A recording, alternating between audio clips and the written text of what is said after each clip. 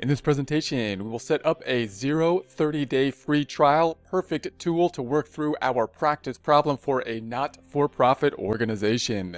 Let's go with Xero.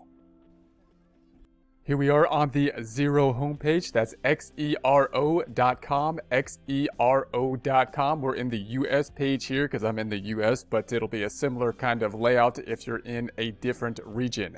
Obviously, on the homepage, we can see down here where it says try the Xero free for free. It also has the free trial up top. Let's first take a quick look at the pricing options, and then we'll go into the free trial. So I'm going to go into the pricing options on the upper right. And then you can see the pricing options down here. We got the $9 per month for the early, and then the growing is the $30. This would probably be the middle item, being the recommended type of item. If you're going with the early version, you're not going to be able to do it for most companies because it's going to limit the amount of invoices. So you can only have 5 invoices and 5 bills. That could be severely limiting unless you're in some kind of special type of business where you don't need those forms. So most businesses, I would think, would be in this $30 range in an ongoing setting. Again, we're going to set up the free trial to go through the practice problem so we can take a look at it. But I would think that most businesses would fall into this $30 one. It's going to be comparable if you look at other type of softwares in a similar range, such as a QuickBooks Online or a Sage Business Cloud, for example. Then you'd probably want to compare kind of that middle range item. They all have that kind of similar pricing where they got that middle range where most companies would probably be in that recommended type of area most of the time. So I'm going to go down here. We're going to do the free trial for this item, for the growing item. So we're going to go to the try Xero for free. So we'll go to the try Xero for free. We should not need a credit card to complete this process, which again, great tool, great tool. So we're going to put in our information here. Once we enter the contact information, it will get this reply which says, Robert, check your inbox. So I'm going to go to my email and check the old inbox.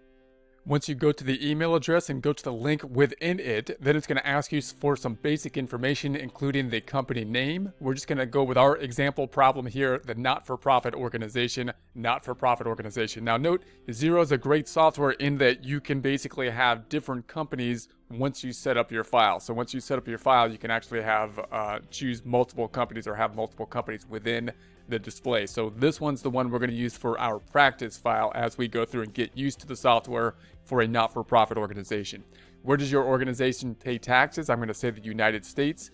And then what is your time zone? Then we're going to say that the institution is going to be the charitable institution. So I'm going to set it up as a charitable institution. I'm choosing the time zone where I happen to be with, which is the Pacific time. And then the prior software, I'll just choose the QuickBooks Online. Now then it says, do you want to convert your QuickBooks Online or your QuickBooks data for free? We're not going to be converting the data file at this point in time.